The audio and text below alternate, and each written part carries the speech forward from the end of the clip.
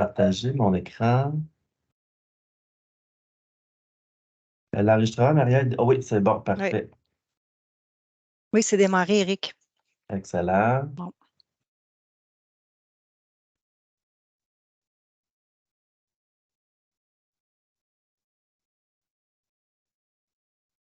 Alors, excellent. Donc, écoutez, je vous propose qu'on démarre. Je me présente. Mon nom est Éric April. Je suis le directeur à la formation continue au Cégep du Vieux-Montréal. Peut-être certains d'entre vous êtes au courant ou pas. Le Cégep du Vieux-Montréal a reçu le mandat maintenant il y a plus d'un an pour accompagner les cégeps là, qui vont recevoir des groupes. Vous savez, le fameux projet national des 1000 infirmières diplômées hors Canada, qui est actuellement en déploiement dans l'ensemble de la province, dont les régions de Montréal et Québec seront dans la dernière phase là, pour l'automne 2023. Alors, on est là pour soutenir justement les IDHC dans leur programme d'intégration professionnelle. Et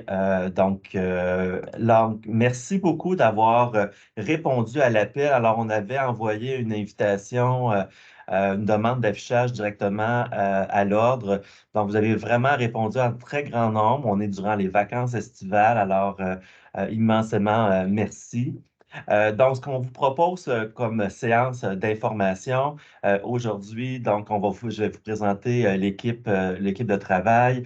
Par la suite, les objectifs de la formation préparatoire à l'examen de l'OIQ, c'est une première, c'est un projet pilote, une première pour l'ensemble des IDHC au Québec.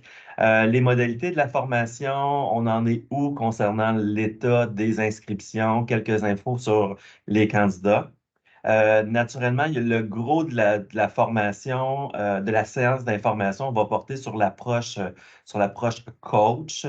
Initialement, on avait envoyé l'offre d'emploi qui portait sur que nous étions à la recherche de formateurs, mais dans les travaux avec les experts, avec les différents comités et avec le soutien de l'ordre, on a orienté davantage le rôle là, plus en termes d'accompagnement, en termes de coach, là, pour soutenir les IDHC à leur examen de l'ordre du 18 septembre prochain.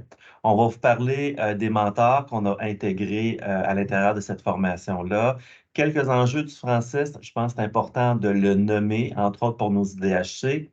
La rémunération, attribution des groupes et je terminerai avec l'engagement de confidentialité qui sera demandé pour les coachs là, qui désireront intégrer l'équipe de coachs là, pour les séances d'information. Et on terminera ensemble avec une période d'échange et de questions qui ne sera pas enregistrée, donc on va pouvoir échanger. Sans plus tarder, bien, je vous présente les gens là, qui m'accompagnent ce matin. Donc, on a de l'ordre Julie Dufort. Peut-être, Julie, peut-être juste pour qu'on voit te présenter. Oui, bonjour tout le monde. Julie Dufort, je suis infirmière conseil à la mission Résultariat pour l'OIQ. Responsable en fait de tous les dossiers, l'évaluation des dossiers des infirmières diplômées hors Canada. Voilà, enchantée. Merci. Merci, Julie. Alors, du côté du Cégep du Vieux-Montréal, Marias Gambato. Oui, ben bonjour tout le monde. Rosas Gambato, coordonnatrice au Cégep du Vieux-Montréal, donc dans l'équipe avec Éric April. Donc, je m'occupe de la coordination au niveau de l'AEC, du consortium, donc tous les cégeps qui offrent l'AEC en soins infirmiers ici au Québec, dans la région de Montréal et Québec, et ainsi que le projet des 1000 infirmières, recrutement à travers toutes les différentes régions du Québec. Merci, Maria. Karine. Oui, bonjour, je suis la conseillère pédagogique de l'AEC en intégration à la profession infirmière au Cégep du Vieux-Montréal et j'ai une formation de troisième cycle, je suis doctorante en éducation des adultes. Merci, Karine. Marcel, je pense qu'il n'est pas avec nous ce matin, hein, Marcel? Parfait. Et Viviane.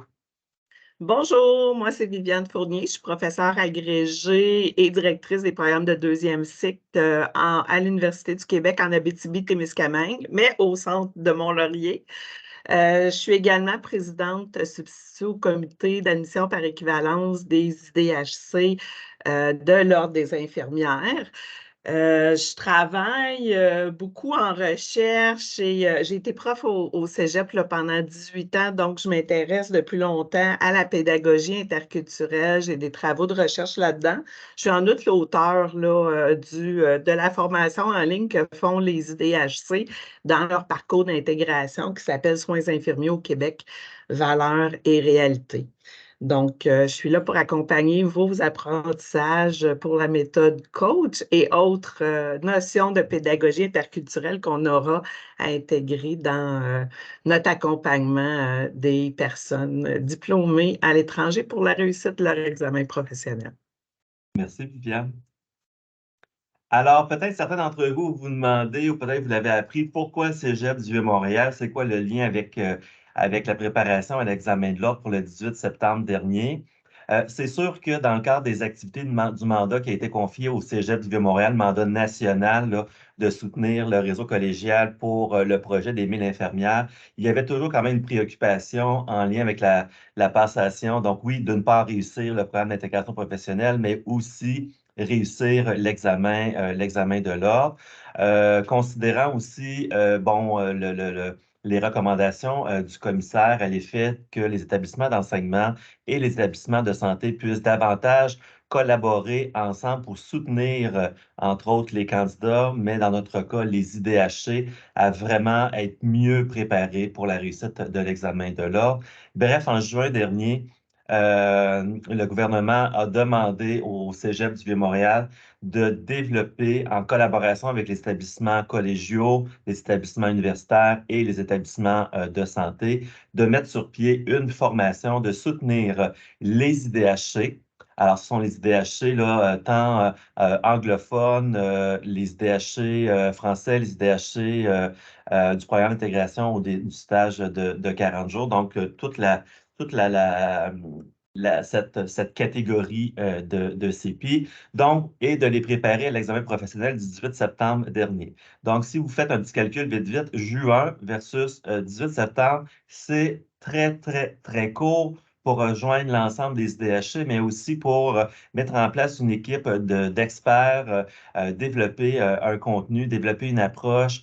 Donc, on a sollicité le réseau collégial universitaire et le réseau de santé pour trouver des perles. Des perles, donc on les appelle nos experts, qui ont travaillé de manière acharnée là, depuis le fin juin, début juillet. Certains même ont sorti de leurs vacances là, pour venir prêter main forte. Alors, j'en suis vraiment très fier. Il y a plusieurs d'entre eux qui sont avec nous aujourd'hui.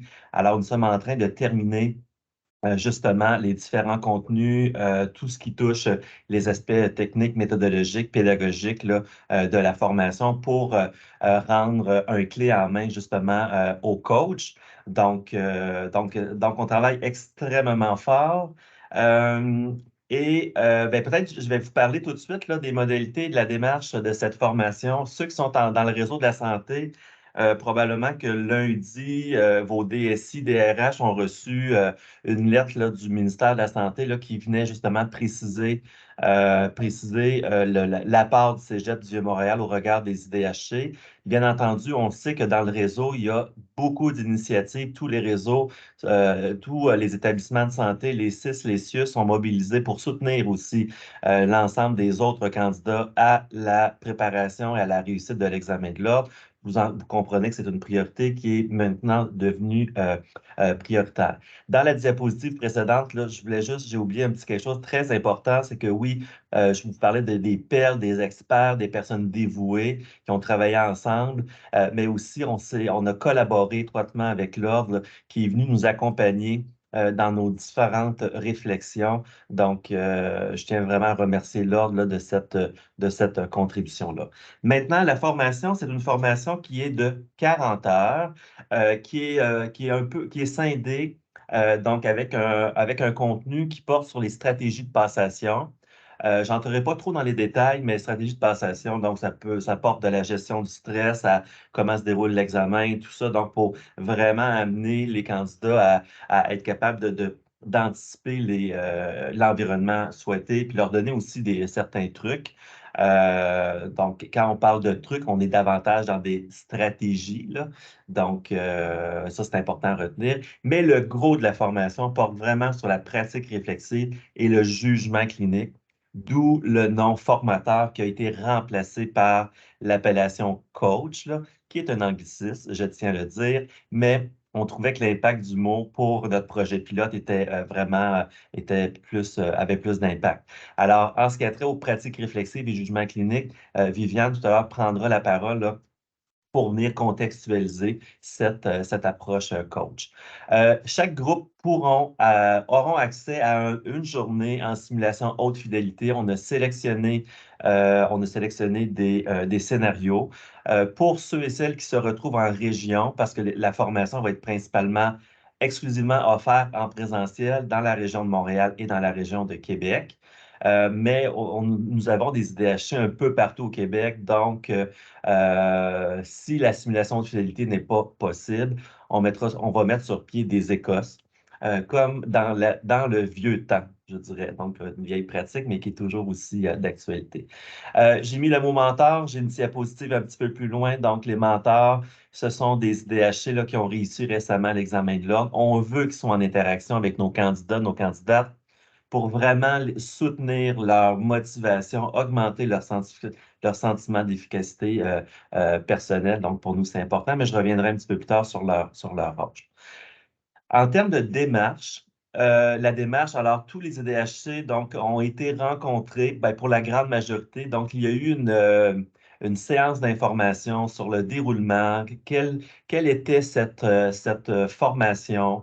On a précisé et répété que cette formation ne visait pas un rappel des connaissances antérieures ni des techniques. Donc, ce n'est pas une mise à jour de différents savoirs. Donc, mais quand même, il va falloir revenir là, lorsqu'on va débuter les formations pour que les candidates comprennent bien la démarche qui leur est proposée pour les soutenir à l'examen de l'ordre. Donc, vous avez sûrement vu, ça a été annoncé sur le site de l'Ordre. Alors, l'Ordre a rendu disponible beaucoup d'outils pour l'ensemble des candidats qui vont se présenter à l'examen de l'Ordre du 18 septembre prochain. Donc, nous, ce qu'on a fait avec l'équipe des experts là, qui s'occupaient des stratégies de l'équipe stratégie de passation, on les a juste regroupés dans une approche one-pager qu'on pourra vous envoyer par la suite, avec quelques autres petits indicateurs pour les soutenir. Mais pour nous, et ce qu'on a dit aux candidats, c'est un préalable à la formation. Alors, l'ensemble des documents, l'ensemble des informations ne sera pas aucunement vu à l'intérieur du 40 heures. Parce que peut-être certains d'entre vous, on voit, oh mon Dieu, 40 heures, c'est quand même beaucoup. Mais dans l'approche préconisée, c'est quand même peu, je vous dirais. Ça va passer extrêmement vite. Donc, on a reprécisé aux candidats, aux candidates, on les a responsabilisés sur le fait que la grosse partie de la préparation de l'examen de l'ordre leur appartient. Donc, ça, c'est important. Et que lorsqu'on les a rencontrés il y a quelques semaines, on leur a dit que cette préparation-là, l'étude, devait avoir été entamée depuis plusieurs mois. Alors, en espérant que ça ait réveillé quelques candidats, peut-être qui sont à la dernière minute. Maintenant, pendant la formation, on va vraiment on est en interaction. Donc, les coachs sont constamment en interaction, des activités qui sont très concrètes qui vont être proposées, des cas traceurs, des vignettes cliniques. On est beaucoup dans la compréhension, dans l'analyse, dans le jugement. On veut que nos candidats, lorsqu'ils vont se présenter à l'examen de l'ordre, que oui, en plus de la pratique et du jugement clinique qui sont en mesure d'avoir des comportements sécuritaires. C'est entre autres, un des objectifs principaux qui est visé par l'examen de l'ordre. Et naturellement, stratégie avec un S. Ça, c'est très important, les stratégies pour soutenir justement le jugement clinique. Viviane, je te passe la parole. OK, super. Donc, je reviens dans le fond sur les 3 modules de formation qui est la structure de l'accompagnement que vous aurez à mettre en place avec les IDHC. Donc, elles ne sont pas nécessairement, le module 2 et le module 3 ne sont pas nécessairement consécutifs. Ça se peut que le module 3, là, ça passe dans le milieu du module 2 parce que, bien sûr, c'est tributaire là, de la disponibilité à ESPA Montréal. Donc, en gros, le module 1, c'est constitué par 8 heures, donc une journée de rencontre où vraiment, ça va être super important d'établir votre lien de confiance avec le groupe qui est vraiment très diversifié en termes d'origine, d'âge, d'identité de genre, etc. Donc, il y a des stratégies pour faire ça. Ensuite, vous allez présenter, bien sûr, le plan de la séquence, les attentes de part et d'autre, c'est super important. Vous allez voir, le modèle coach veut des apprenants engagés, impliqués, donc il faut prendre des décisions avec eux, comment on va procéder, comment on va fonctionner. Ensuite, bien sûr, une préparation. Qu'est-ce qu'ils ont fait comme préparation préalable? Ils arrivent comment à la séquence d'accompagnement. Donc, est-ce qu'ils se sentent prêts? Qu'est-ce qu'ils ont encore à découvrir ou à explorer ou à approfondir par rapport à leur préparation? Ensuite, des stratégies de préparation, de lecture, d'analyse, de vignettes contextuelles. Hein, on s'en va dans les hauts niveaux taxonomiques de Bloom. Ça veut dire qu'on ne fait pas juste comprendre une vignette, on est capable de l'analyser, de l'interpréter pour prendre des décisions cliniques et des trucs et astuces. Donc, ça, c'est vraiment un premier 8 heures qui met la table, puis qui permet aussi là, de parler des enjeux de stress, d'anxiété, etc. Le module 2, donc, c'est vraiment des expérimentations pédagogiques. Et là, ce qu'on vous propose, c'est vraiment de varier justement les stratégies. Le jugement clinique, c'est une compétence. Donc, pour exercer son jugement clinique, ça ne prend pas juste des connaissances, ça prend des habiletés, ça prend des attitudes. Et avec différentes stratégies qu'on va vous proposer, ça va vraiment permettre d'expérimenter ces stratégies d'apprentissage qui sont sous-jacentes à l'exercice du jugement clinique. Ensuite, il va y avoir les mentors qui vont joindre à vous pour une période de 4 heures pour discuter justement de qu'est-ce qui a été les facteurs facilitants dans leur réussite de l'examen de l'ordre à leur premier essai. Puis ensuite, on va faire 2 petites sessions d'expérimentation, d'évaluation formative avec la gestion de temps, etc., pour voir qu'est-ce qu'ils sont capables de mettre en place justement comme stratégie. Et ces expérimentations-là vont être suivies d'un bon débriefage. Donc, toutes ces notions-là pédagogiques dont je vous parle rapidement, là, ça va être vu dans la rencontre du 18 août pour vous préparer. Puis, il va y avoir également un petit guide d'accompagnement à votre accompagnement, donc qui vous sera fourni avec les différentes notions, cadres de référence, etc., pour mettre ça en place. Dernier module, 8 heures, c'est un autre module expérientiel parce qu'on est vraiment dans l'expérience. Hein? On est à 1 mois de la passation de l'examen. Donc, il faut les mettre dans l'expérience pour bien les préparer. Et ils vont vraiment être dans l'action en vivant des situations cliniques professionnelles authentiques et en essayant de voir qu'est-ce qui est transférable dans ce que je viens de vivre dans une évaluation écrite. Donc, c'est vraiment ESPA qui va prendre ça en charge. Dans les régions, je pense, Éric, que c'est plus les régions qui vont prendre ça en charge, donc sous forme d'Écosse. Et ça vise encore là à développer la même compétence qui est évaluée par l'ordre, c'est-à-dire la pratique sécuritaire, autonome et l'application du jugement clinique. Donc, si on va maintenant à l'approche coach, la prochaine diapo. Attends, je pense OK, c'est pas tout de suite. Ouais, c'est bon. Je te repasse la parole. C'est bon. Je voulais juste vous donner l'information en termes de horaire, on a proposé aux candidats quand même des horaires diversifiés parce que vous comprendrez qu'on est durant l'été, le réseau de la santé, pour la grande majorité d'entre eux, nos CPI travaillent actuellement, un peu moins souvent les IDHC.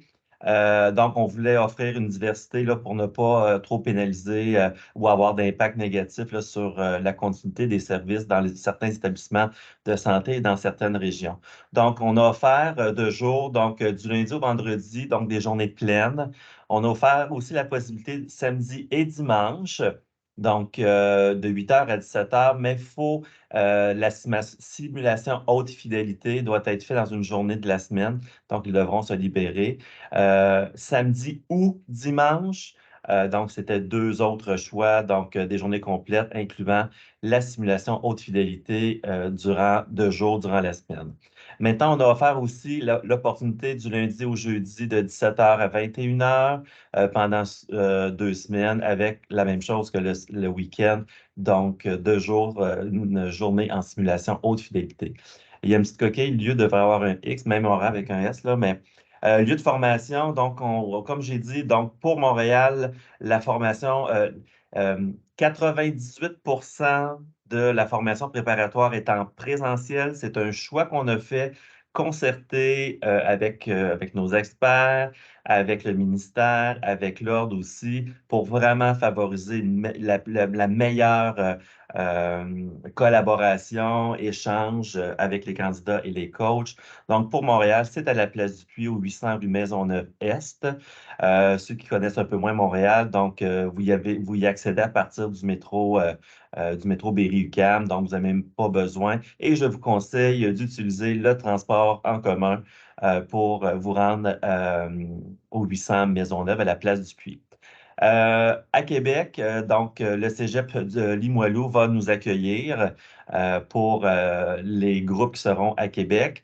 On vous confirme qu'on aura, pour l'instant, on a un groupe complet. On vise à avoir 2 groupes en anglais. Et pour les régions, vous comprendrez que nous avons des gens à Chicoutimi, en Abitibi, on a des gens en Gaspésie. Donc, on va offrir une formation à distance, mais les candidats devront quand même se déplacer dans des régions spécifiques pour la participation à des Écosses. Donc, pour l'anglais et pour les régions, les dates ne sont pas encore fixées. Maintenant, le profil de nous avons 337 candidats IDHC ont répondu oui à la formation. Ils avaient 3 choix, choix 1, choix 2, choix 3 en termes d'horaire. Donc, pour l'instant, puis là, ce que je vous présente ce matin, ça a déjà changé. On est en augmentation de groupe. Donc, vous avez, par exemple, les horaires. Donc, de jour, on a les 4 prochaines semaines. Donc, ça commence déjà le 21 pour 2 jours. Donc, par exemple, je donne un petit exemple, là, pour le 21 au 25, de 8h à 17h, pour Montréal, on a 3 groupes et à Québec, on a 2 groupes. Donc, vous avez cette déclinaison-là. Donc, les endroits où il y a des X, c'est qu'actuellement, les groupes, il n'y a pas de groupe de formés, mais comme je vous dis, il y a déjà des modifications là, en termes d'augmentation. Là, pour l'instant, on a 16 groupes, là, mais on est déjà rendu à 19 groupes, groupes qui sont confirmés. Le nombre de participants par groupe, on ne vise pas, le maximum est fixé à 24 à cause de l'organisation des simulations haute fidélité, entre autres chez ESPA. Mais je vous dirais que la moyenne des groupes se situe entre 15, des gros groupes à 20, mais le moins possible, on dépasse 20 candidats par groupe. Donc, ça va vraiment favoriser de meilleurs échanges, la participation du plus grand nombre de tous les candidats. Donc, c'est ce qui est souhaité. Peut-être une petite information très, très pointue. Les candidats, sur les 337 candidats, on a 45% d'entre eux, c'est la première fois qu'ils vont passer l'examen de l'ordre. 26% d'entre eux ont déjà passé, ils ont eu un échec, donc pour eux, c'est une deuxième fois. Et pour les candidats ayant eu 2 échecs, donc ils se représentent pour une troisième fois, nous sommes à 20%. Donc, et on a quelques autres candidats qui ont un nombre de 3 échecs et de 4 échecs. Donc, c'est quand même assez intéressant. On a un échantillonnage intéressant d'une première fois. Hein. Je rappelle qu'on est dans un projet pilote. Notre projet pilote, le travail qui a été fait par les experts, le travail qui sera fait par les coachs, les mentors, tout ça, on va réanalyser en fonction des résultats de l'examen de l'ordre. Mais déjà pour mars 24, les travaux se poursuivent là, pour soutenir nos IDHC à la préparation de l'examen de l'ordre de mars 24. Je redonne la parole à Viviane. Parfait. Donc, pour vous expliquer un petit peu l'approche coach, il faut d'abord que je vous parle des paradigmes. Hein. Donc, dans les années 60, 70, on a vu vraiment une explosion là, de la recherche en éducation, comment les enfants apprennent, etc. Et un peu comme nos paradigmes en sciences infirmières, là, on est parti de la catégorisation à l'intégration, à la transformation, ben, il y a eu aussi un changement de paradigme. Donc, on est parti du paradigme de l'enseignement où vraiment on est centré sur le savoir de l'expert, du professeur. Le courant behavioriste, ça veut dire qu'on sanctionne les apprentissages avec une note. La note, c'est le bonbon. Donc, une bonne note quand tu as des apprentissages qui ont été réalisés, une mauvaise quand c'est le contraire. On est beaucoup dans une méthode traditionnelle qui est l'enseignement magistral, donc théorique, et on développe des connaissances fondamentales. Donc, la recherche en éducation a fait un changement. Ça nous a amené vers le paradigme de l'apprentissage et la méthode coach est issue de ce paradigme-là. Si vous êtes né après 1992, vous avez probablement fait des études en apprentissage dans l'action, par projet, puis ça ne va pas trop vous sortir de vos souliers. Si vous êtes né comme moi avant 1992, ça se peut que ça vous sorte un peu de votre confort parce que c'est sûr qu'on a tendance à enseigner comme on apprend. Mais il faut, dans notre mandat d'accompagnement, un mois de la passation de l'examen de professionnel, puis en prenant en compte la diversité, il faut vraiment aller dans le paradigme de l'apprentissage. Donc, c'est vraiment une vision qui est centrée sur l'apprenant, sur ses apprentissages. On applique différents courants cognitivistes, donc on va voir qu'est-ce qui se passe dans la tête des personnes, c'est quoi les processus, les pensées. Socio-constructivistes, donc l'autorité du savoir, c'est pas le prof, c'est le groupe, c'est la connaissance du groupe qu'on fait émerger. Et humaniste, donc on suit les gens un à un. Il y a une individualisation de l'accompagnement là-dedans. Donc, ça met en action la pédagogie active, interculturelle, basée sur l'expérience et les contextes. C'est super important avec cette population-là. Ils sont déjà professionnalisés. Ils ont fait leur formation initiale dans un pays spécifique, dans un contexte spécifique. Donc, ce n'est pas juste d'apprendre, c'est de décontextualiser ce qu'ils ont déjà appris.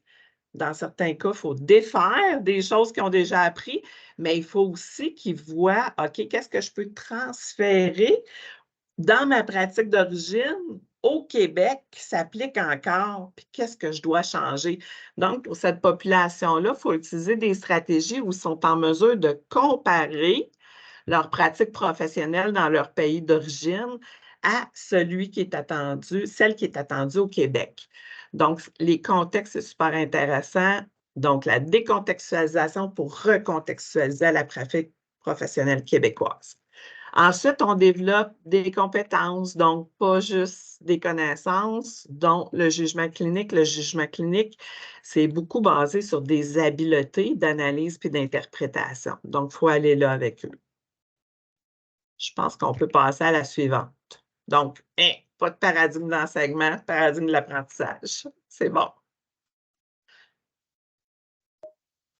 OK. Donc, l'approche coach, c'est professeur Knowles en 84. Dans les années 80, il y a eu beaucoup de recherches en andragogie, en sciences de l'éducation. Donc, il a dit qu'il y a 4 principes qu'il faut absolument mettre en action dans notre approche coach. La première, la personne apprenante adulte doit être impliquée. Donc, impliquée dans les choix qu'on va faire au niveau des stratégies, du fonctionnement, etc.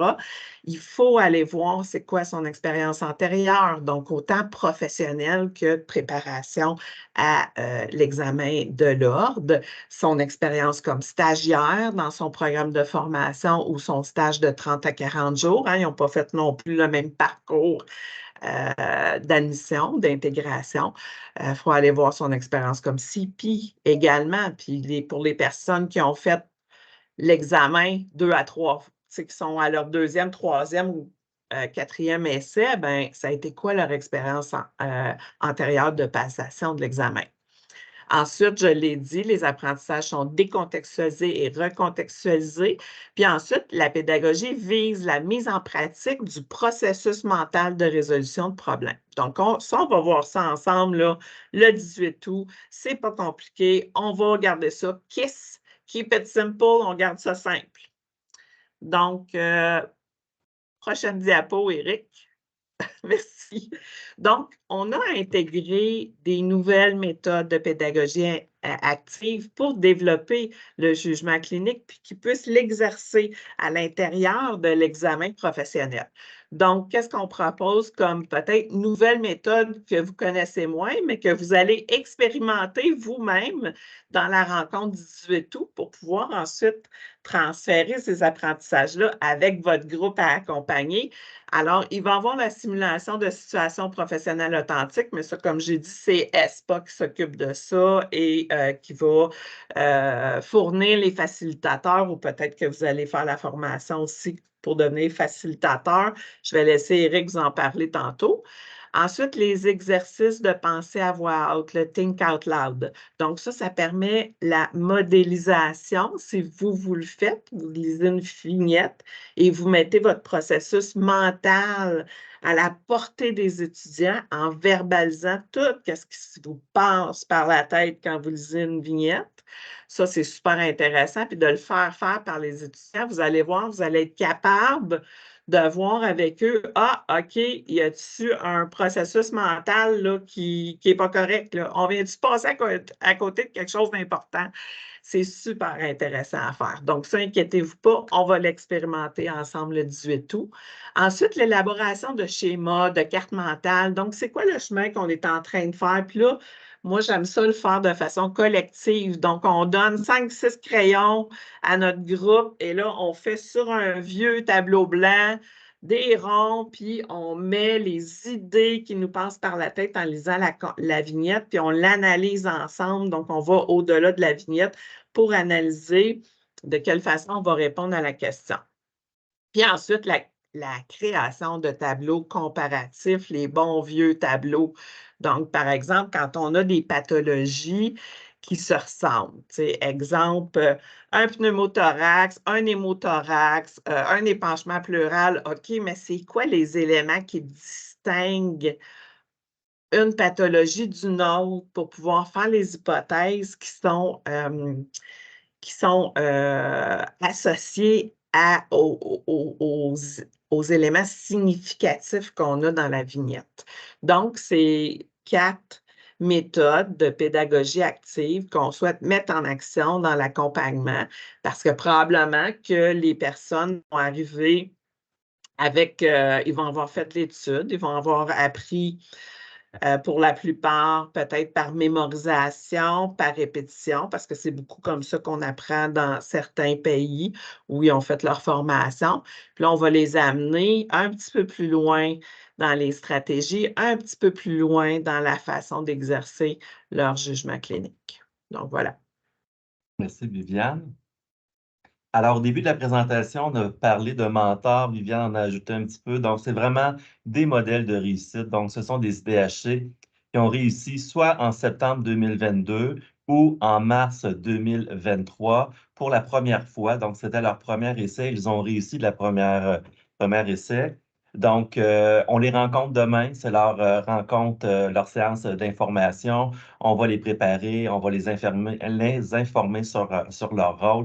Donc, ils sont vraiment là pour agir comme modèle de réussite, pour parler de leur expérience. On va offrir aux IDHC, après avoir fait cette rencontre-là, l'opportunité de communiquer avec certains mentors qui vont offrir du mentorat plus individualisé. Donc, on pousse encore un peu plus loin le soutien et l'accompagnement auprès de ces IDHC. Je ne peux pas passer à côté du français et nos infirmières diplômées hors Canada. Donc, ce sont des enjeux. Il y a plusieurs enjeux qui sont autour du français. Particulièrement, on sait que c'est l'enjeu principal qui est lié, entre autres, à l'échec de l'examen de l'ordre pour les IDHC. Là. Je parle vraiment pour les IDHC. Donc, on parle de difficultés pour certains en termes de compréhension à l'écrit, de fluidité, de rapidité en lecture, de difficultés liées au décodage et aussi de difficultés au niveau de la terminologie, de certaines terminologies, de la terminologie, pardon, qui est utilisée. Donc, on va proposer, puis dans la formation du 18, puis là, ça fait plusieurs fois que vous entendez 18 août, 18 août, mais je m'en viens que le 18 août, c'est comme un happening le 18 août. On aura l'occasion, tout le monde, de se rencontrer.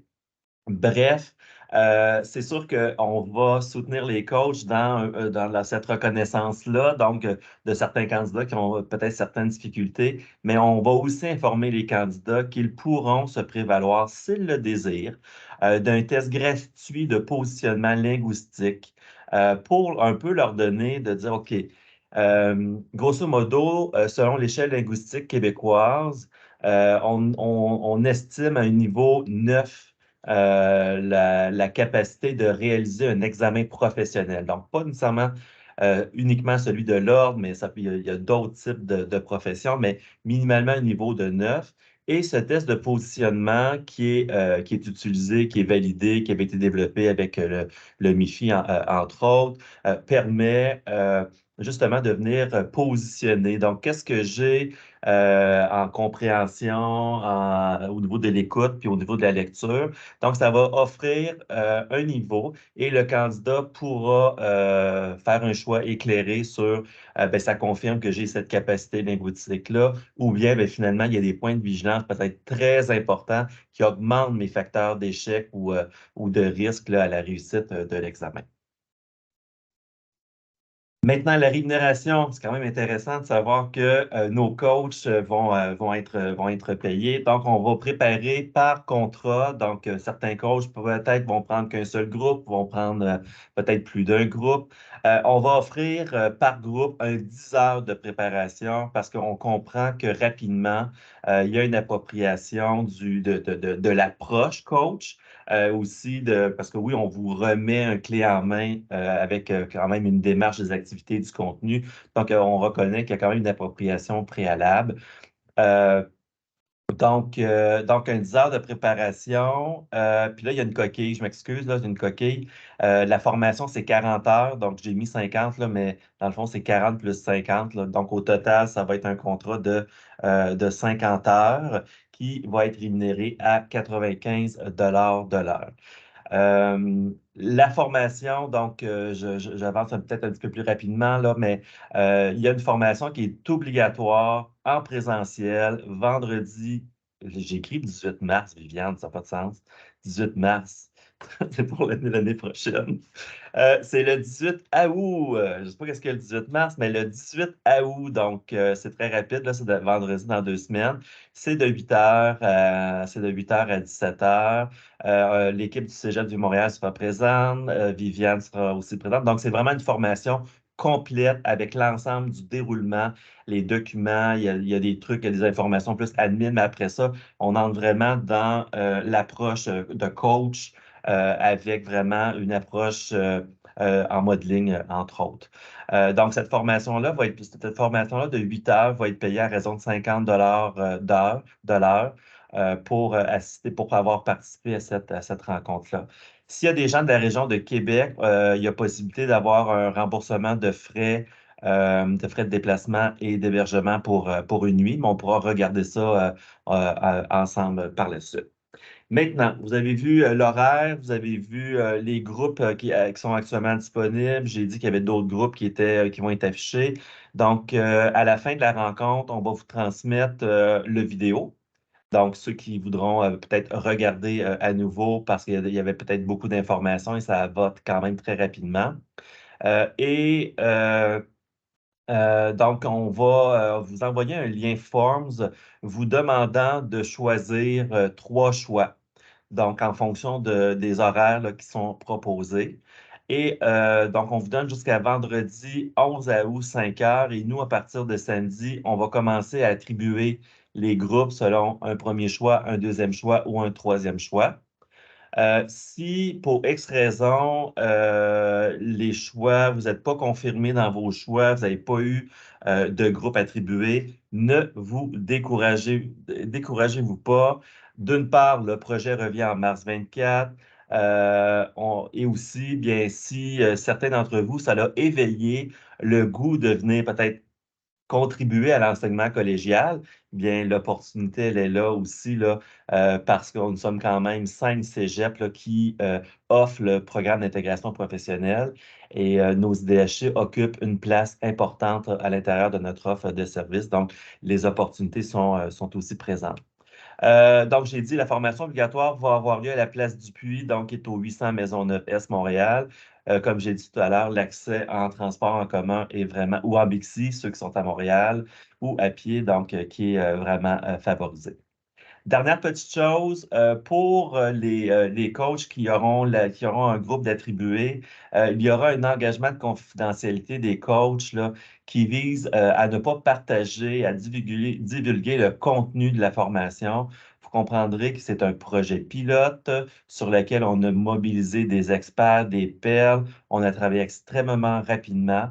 Alors, ça sera une entente que l'ensemble des acteurs, dont les coachs, là, devra s'engager là, auprès du Cégep du Vieux-Montréal en lien avec la formation préparatoire de l'examen de l'ordre.